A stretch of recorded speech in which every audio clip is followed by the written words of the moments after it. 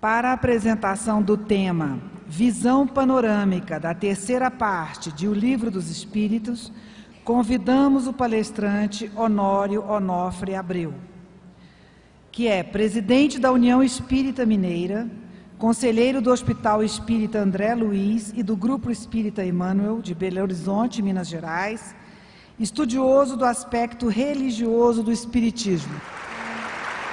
Queridos irmãos, participante deste extraordinário evento comemorativo dos 150 anos de O Livro dos Espíritos, que o Senhor nos abençoe. É com muita alegria, pessoal, que recebemos o ensejo de podermos integrar esta equipe, não apenas de uma referência especial a este acontecimento, mas principalmente para a oportunidade de reciclagem do conteúdo maravilhoso que esta obra vem reservando aos nossos corações. Quando nós abrimos o Evangelho de Jesus em João, no capítulo 8, versículo 12, nós ali vamos detectar aquele instante em que ele, Jesus, com sua autoridade, identificava-se: eu sou a luz do mundo, aquele que me segue não andará em trevas, mas terá a luz da vida. É óbvio que para abrir os territórios humanos para os campos do amor, tinha que ser alguém com a autoridade dele. Em vários momentos, ele pôde afiançar isto com toda a grandeza, com toda a autoridade. O trabalho se revestiu dentro daquilo que nós compreendemos hoje como sendo a cartilha do exemplo, sem o que não haverá efetiva canalização de um conteúdo deste alcance. A nova revelação do amor após Moisés chegava, mas chegava de modo vivencial de tudo que se reportava até então às leis superiores em Deus. Para tanto, todo o conteúdo transcrito nos evangelhos, recolhidos por aqueles que foram incumbidos de seus apontamentos, nos apresenta extraordinária comunicação educacional. Vamos ver este sentido orientador educacional por excelência nos ensinos diretos, nas parábolas, nos fatos do cotidiano registrados, nos fatos extraordinários. Vamos ver nas curas, especialmente. Tudo isso apresentando para nós cunho de vivência, de acentuada convicção pessoal e identidade com os planos maiores nas linhas do amor. Definia o Cristo naquela oportunidade: se permanecerdes na minha palavra, verdadeiramente sereis meus discípulos, e conhecereis a verdade, e a verdade vos libertará. A verdade passou a ser, então, a partir daquela oportunidade, como um ponto de referência para as legítimas conquistas definitivas dos corações em ascensão para Deus.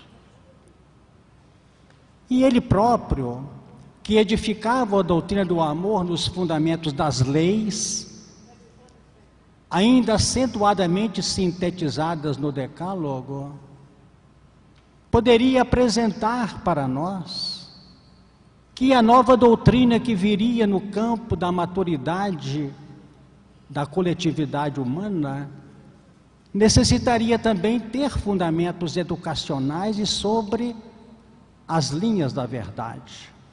Tanto que quando ele, numa das vezes, aponta o advento do Consolador, ele define: muita coisa tenho que vos dizer, mas vós não podeis suportar agora. Mas quando vier o Espírito de verdade, este vos guiará em toda a verdade, porque não dirá de si próprio, mas falará daquilo que tiver ouvido e vos anunciará aquilo que há de vir.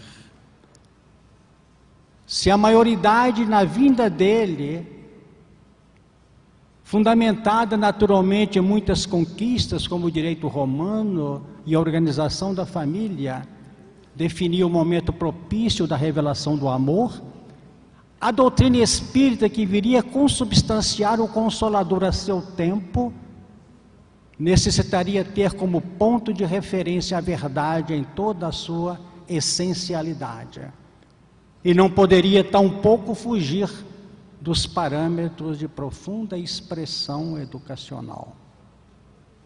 A mensagem de Jesus aponta o Consolador, e o Consolador naturalmente chega ao nosso ambiente em momento adequado.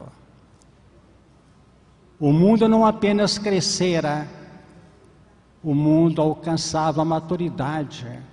A mediunidade, como veículo, já estava em condições de operar o seu papel.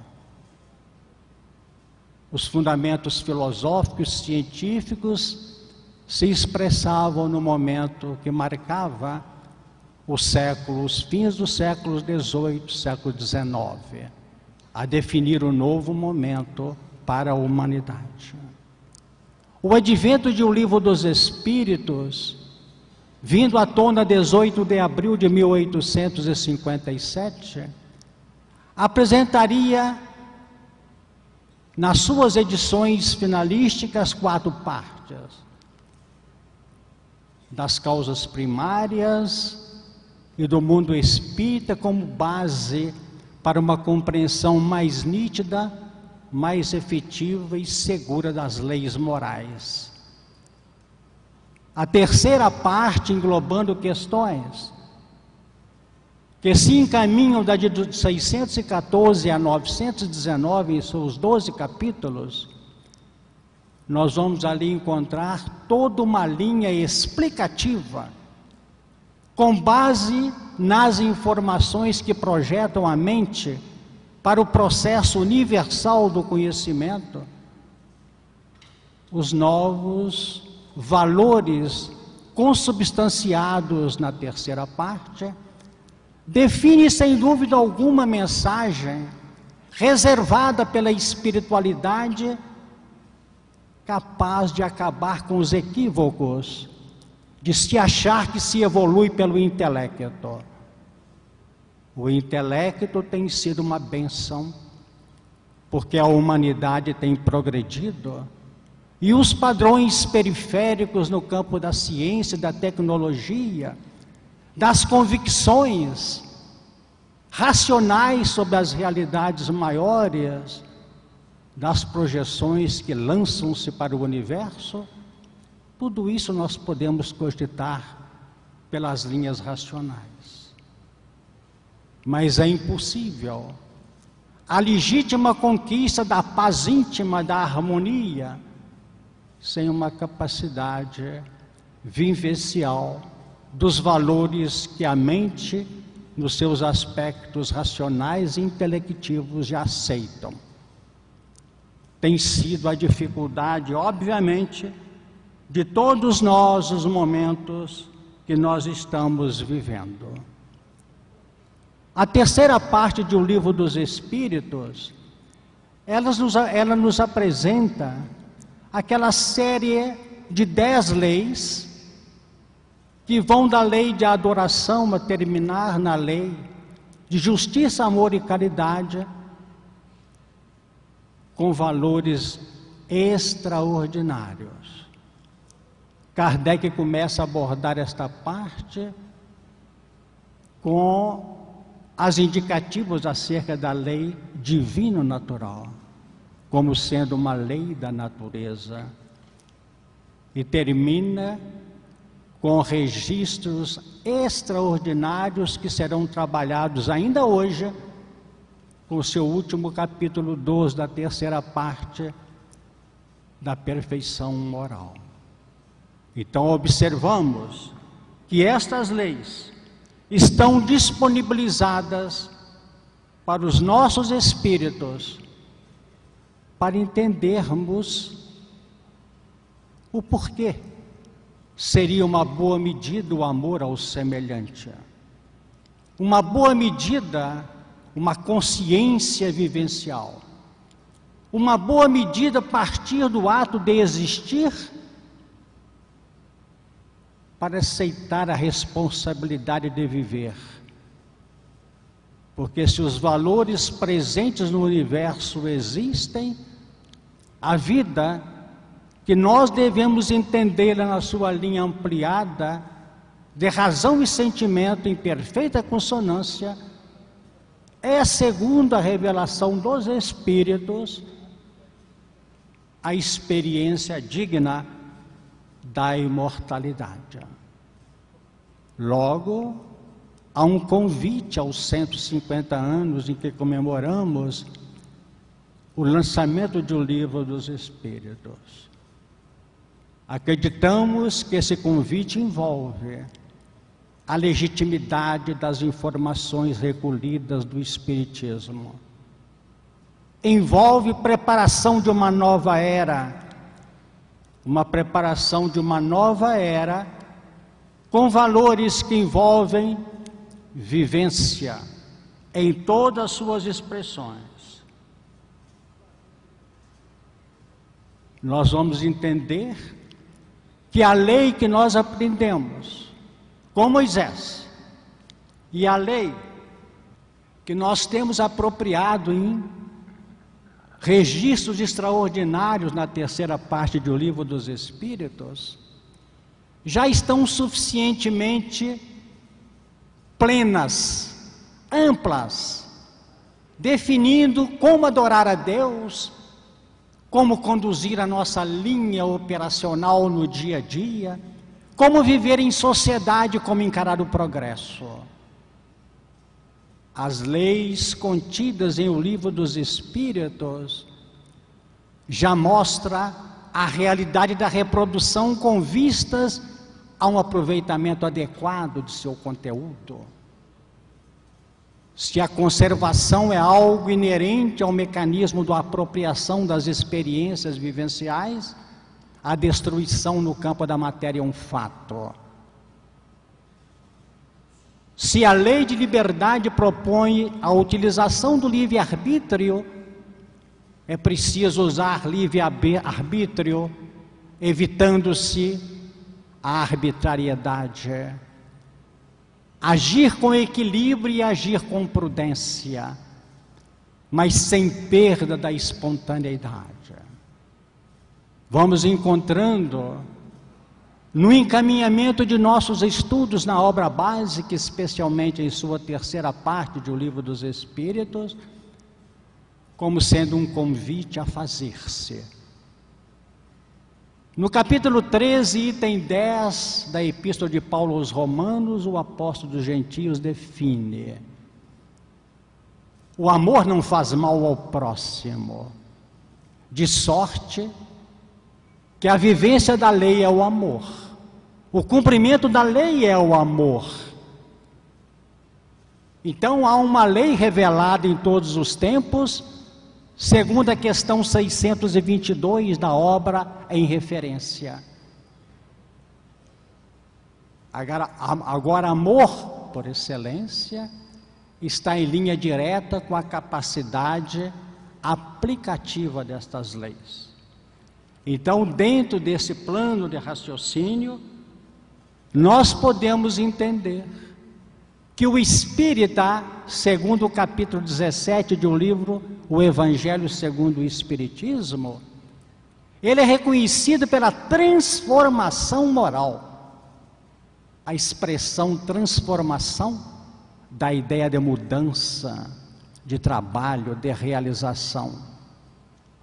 Como também se estende nos esforços que cada um de nós deve implementar, a fim de vencermos as nossas más inclinações. Então vamos compreendendo que estamos caminhando por um processo absoluto de realização. Continuemos a luta de divulgação do Espiritismo, mas seria bom que nessas mudanças de comportamento moral, que nós tenhamos algo a oferecer pela própria expressão vivencial. A doutrina espírita, na sua dinâmica, nas áreas espiritistas, tem respondido: o vinde a mim, todos vós que estáis cansados e oprimidos, que eu vos aliviarei. O nosso sentimento já está visitado pela solidariedade. Está visitado por uma corporificação que Jesus apontou do vinde a mim. E o centro pode fazer esse papel: vinde a mim, todos vós que estáis cansados e oprimidos. Podemos acrescentar que em nome dele nós temos algo a te oferecer. Mas o texto do capítulo 11, a partir do versículo 28 de Mateus, propõe algo mais sério, sem o que o nosso trabalho fica pela metade. Porque quando Jesus apresenta o vinde a mim, ele usa outro imperativo: a seguir, tomai sobre vós o meu jugo. E esse jugo nós não temos tido nem sempre a felicidade de oferecer, porque ele extrapola a capacidade da solidariedade emergencial e caminha para um processo vivencial. Então, dentro disso, nós começamos a notar que a nossa própria caridade, amplamente trabalhada nas leis morais da terceira parte do Livro dos Espíritos, infelizmente a gente fica triste ainda, tem sido emergencial, tem sido circunstancial, tem sido aquela que marca alterações da rotina diária. Quando o estudo aprofundado das leis morais define um sistema de vida em que a caridade está presente nos mínimos fatos, deve estar presente nas mínimas ações e precisa estar presente nas reações, porque caridade na ação nós fazemos em estruturas sistematizadas. Pela ação da caridade nós nos encaminhamos nos roteiros da vida, tentando conquistar os regimes do amor e da solidariedade. Mas pela reação nós atestamos o que temos. E se precisamos da ação da caridade, devemos nos habituar a utilizar caridade na reação. Porque quase sempre falimos nas reações, porque no plano da ação nós conjugamos fatores. Nos planos da reação, a vontade falha e a irreverência do instinto grita e nós choramos. Mas já existem coisas interessantes quando se aborda este assunto na extensão do capítulo, ou de toda a parte terceira do Livro dos Espíritos. Já existe muita gente que está sofrendo, não pelo mal que esteja fazendo, que já não faz com tanta ostensividade. Nós já temos sofrido pelo bem que deixamos de fazer. Isso está nas leis morais também. Porque a ideia de bem e mal multiplica-se, estende-se a nos mostrar com naturalidade que é preciso mudar, que é preciso operar. Outros pontos que as leis morais fazem emergir nos nossos corações. Ainda sofremos muito na atualidade. Talvez karmas existem por trás dos fatos, mas já temos sofrido pelos outros. 150 anos após a obra de Kardec, o Livro dos Espíritos, nós podemos dizer que já demos alguns passos. Mas a sociedade regenerada aguarda o papel dos informados, o papel daqueles que têm aprendido e que possam, através da capacidade operacional do sistema que já detém, ele possa ajudar aqueles que transitam ao seu lado nos planos de sua própria convivência. Nós podemos lembrar ainda, nessas reflexões, que na realidade, tudo isso que nós estamos tentando de maneira sintética nesses minutos rápidos a relembrar para as nossas considerações e reflexões,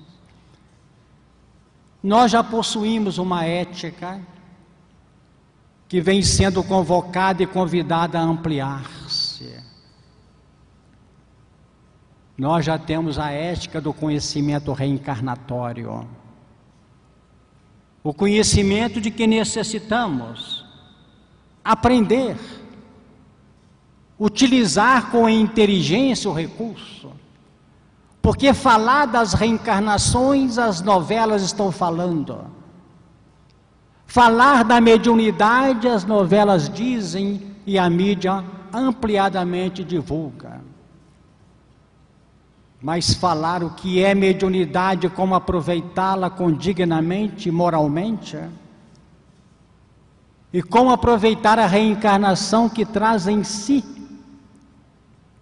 a oportunidade de proporcionar o espírito, de cumprir a parte que lhe cabe na criação, esse é assunto dos espíritas, de nós que temos trabalhado o Livro dos Espíritos, e que às vezes nos empolgamos com as partes das origens, ou nos empolgamos com as realidades da interação, plano físico e plano espiritual. Mas nós temos que nos apaixonar também, com base no conteúdo que já detemos, com o envolvimento com os padrões de revolvimento de nossas estruturas interiores, no que reporta ao processo, nem tanto operacional, mas mais irradiador, de uma vida consciente. Sabemos que uma nova cidadania se implanta com o advento da doutrina espírita e com esse conteúdo extraordinário do Livro dos Espíritos. Quando nós nos referimos ao Livro dos Espíritos, o nosso coração se movimenta, porque nós temos ali 1019 questões, em que nós não sabemos se são mais inteligentes as perguntas ou as respostas, porque apresentam aqueles elementos ali registrados, o pensamento do plano maior, de um número imenso de companheiros que marcaram seus destinos com o sangue do sacrifício e dos próprios testemunhos. A nossa cidadania se amplia, porque não estamos preocupados em estar em tal ou qual religião, e nem entramos para o campo espiritista para disputar posições religiosas. A nossa presença no campo espírita é a manifestação óbvia de um ideal, mas representa um entendimento além, porque o espírito entende que pelo conhecimento que detém, pelas lutas que implementa na reforma interior, ele é, sem dúvida e por consciência, um refletor do pensamento divino na área em que ele está, encarnado ou desencarnado. e sabe, para refletir o pensamento superior no seu dia a dia, ele tem que saber aplicar os 2 imperativos mais repetitivos ou mais repetidos no Evangelho: vigiar e orar. Mas sem que se perca a espontaneidade da vida, porque viver debaixo de regras e de leis é muito triste. Imaginemos que eu tivesse para dar uma solução a um problema junto de alguém, eu pedi a esse alguém licença para olhar o que diz a lei. Isso não é amor. Não é por aí. Porque Jesus define no capítulo 9, versículo 13 de Mateus: misericórdia quero e não sacrifício. E nós começamos a entender o que passa aqui dentro quando eu sinto que minha ação me trouxe paz. Porque não tem por que brigar com a lei ou com a letra do Evangelho. É preciso saber se aquela atitude que eu tomei foi com sacrifício ou foi com espontaneidade. Mas infelizmente nós às vezes dizemos assim: ah, se eu não fosse espírita, já foi um grande passo. Não fizemos muita bobagem, mas ainda foi no sacrifício, ainda foi na trava do Livro dos Espíritos, do Evangelho segundo o Espiritismo. E o novo momento da regeneração é um momento de felicidade, não é um momento de amarra, não é um momento de constrangimento mais, porque a lei constrange, coage, e o amor espera, o amor se projeta. Então, dentro desta ótica, nós temos que fazer um trabalho às vezes insano, um trabalho que define a incorporação de novos hábitos, como define Allan Kardec, e hoje já foi mencionado aqui, a educação como a arte de formar caracteres, mas também a melhoria, a quintessência ou a essencialidade de nossas vibrações do bem. Trabalhando sem preocupações megalomaníacas, trabalhando com a valorização das pequenas coisas, com as valorizações das atitudes menores de cada instante. Então vamos aprendendo que se devemos refletir o pensamento divino em cada momento, porque somos instrumentos de sua ação, guardadas as distâncias daqueles que operam em nome dele nas alturas, nós podemos entender que reflexos não são extirpados, eles devam ser desativados, e para se desativar tem que criar outros, e para criar outros nós temos que ter consciência de como operar. Paulo define não fazer o bem, mas define fazer bem em Gálatas capítulo 6, versículo 9, e repetido no capítulo 3, versículo 13, da segunda epístola aos Tessalonicenses. Não nos cansemos de fazer bem, porque quem não faz bem, às vezes não acerta no fazer o bem. Nós temos que amar sem perfeccionismo, o que é equilibrado, o que é justo, o que é amor, o que é efetivo, sem o que, evidentemente, nós estaremos ficando para trás na grande caminhada do novo mundo, nos fundamentos da mensagem do Cristo, que Allan Kardec, na codificação espiritista, trouxe de volta, com grandeza, com claridade, com lógica, com aquele fato de ser bom amar, sem o estigma da cruz, mas com a grandeza de uma ressurreição, incluída nas reencarnações, que a cada momento nós estudamos, cotejamos e nos analisamos dentro das próprias reencarnações.